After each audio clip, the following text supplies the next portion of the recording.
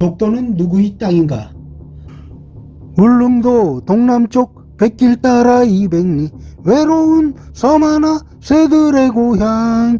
그 누가 아무리 자기네 땅이라고 우겨도 독도는 하고 시작하는 노래에 나오는 독도를 누군가 자기네 땅이라고 우기고 있는데 독도가 진짜 누구의 땅인지 알아보려고 합니다. 아참, 가사에서 200리가 87K로 바뀌었다고 합니다.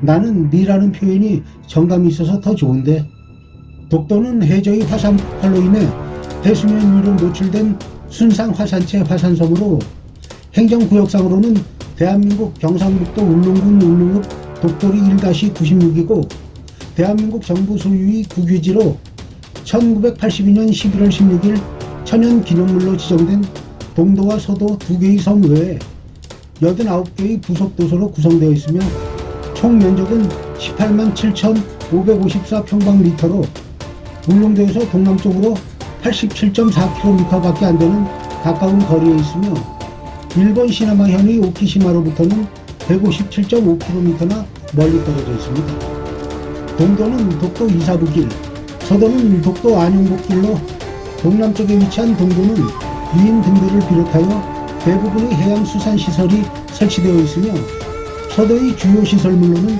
주민 숙소가 있습니다.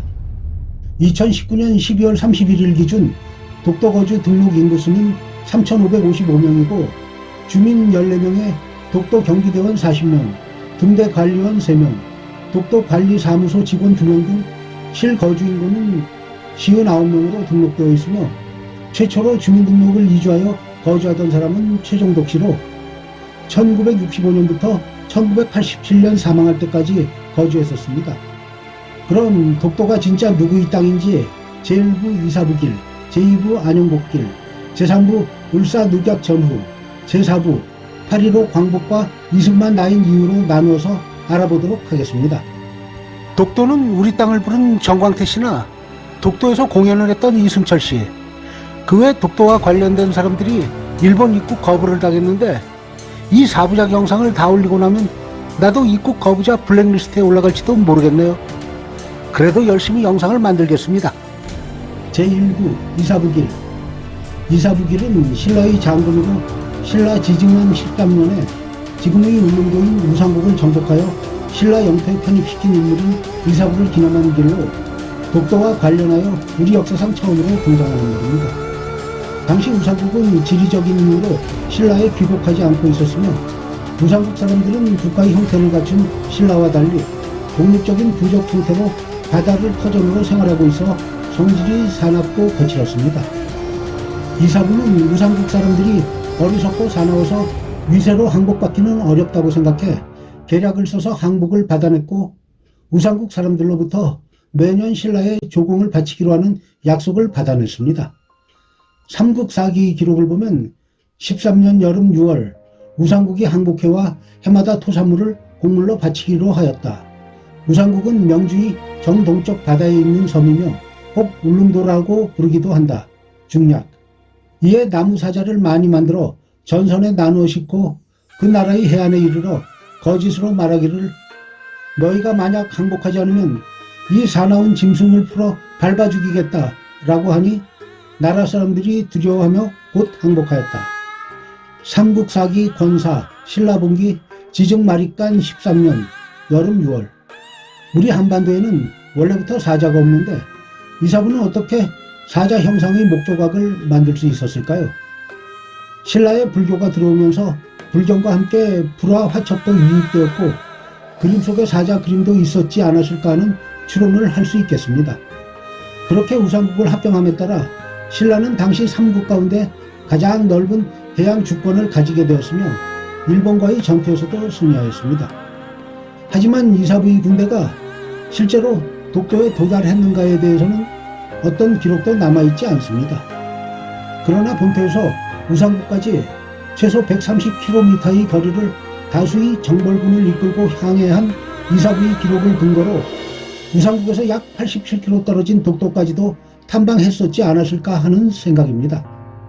또한 지금도 날씨가 맑은 날에는 울릉도에서 해발 약 100m 이상의 지대에 올라가면 독도를 육안으로 관측이 가능하기 때문에 당시 우상국의 주민들이 독도를 관측할 수 있었으면 분명하다고 할 수 있겠습니다.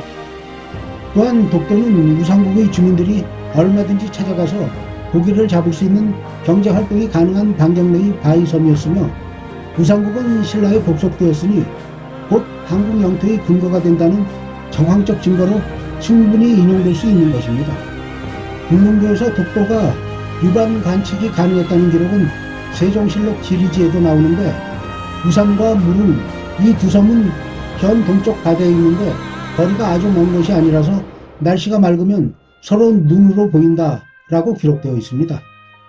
그런데 1966년 가와카미 겐조의 계산값을 토대로 독도 육안 관측 불가론을 내세우며 지리지에 기록된 두 섬이 울릉도와 독도가 아니라고 일본 쪽에서 주장하고 있습니다.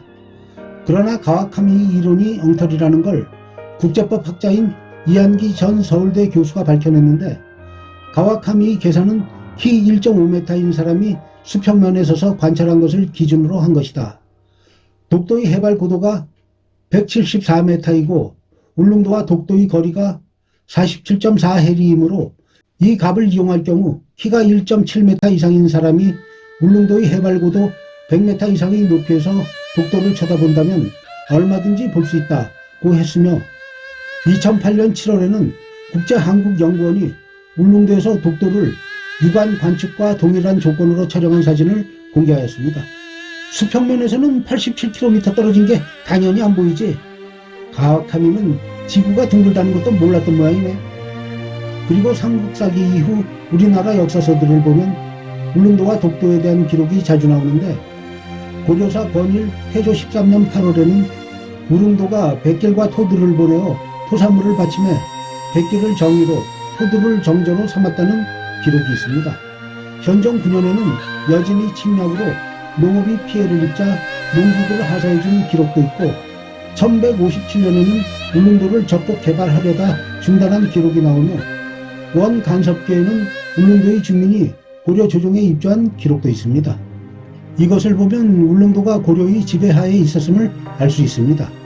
또한 1997년 10월 유네스코 세계기록유산으로 지정된 조선왕조실록에도 울릉도와 독도에 대한 기록이 자주 나옵니다.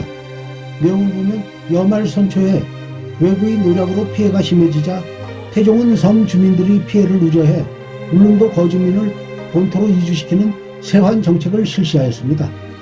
태종 17년에는 울릉도와 주변 섬을 조사하기 위해 삼척만호 김인우를 무릉등처 안무사로 임명하였으며 이후 대책회의에서 우산 무릉등처라는 용어가 사용되었습니다. 세종도 몇 차례나 주민 이주 정책을 실시하면서 김인우를 우산 무릉 등처안 무사에 임명하여 우산도와 무릉도의 두 섬을 순견하는 임무를 맡겼었습니다.